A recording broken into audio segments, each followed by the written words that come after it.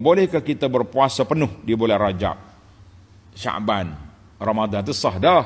Tu kalau tak tanya pun tak apa. Sebab bulan Ramadan memang kena puasa dah. Jadi di sini kata di para ulama, puasa bulan Rajab dengan Syaban yang berterusan bagi orang yang mampu.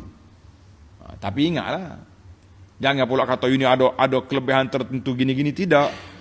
Cuma kita kata oleh kerana bulan Rajab ni bulan haram, kan, kita memperbanyakkan ibadat. Bulan Syaban pula bulan yang Nabi banyak berpuasa, jadi kita banyak berpuasa. Itu eloklah, kan. Adapun kata saya nak puasa 3 bulan berturut-turut, kita bimbang. Rajab kuat lagi, Syaban gagah lagi, mari Ramadan lembek. Ingat hati-hati.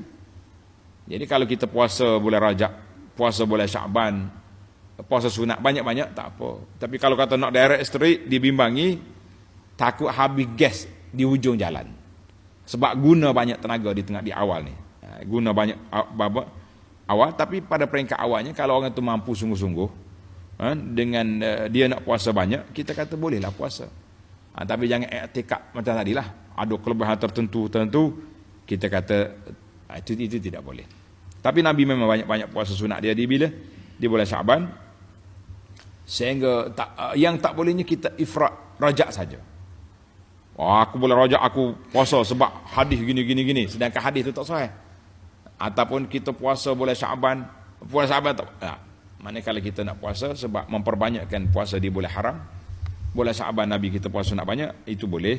Tapi jangan create satu kepahaman ataupun kelebihan-kelebihan yang palsu yang tidak sahih dari Nabi sallallahu alaihi wasallam.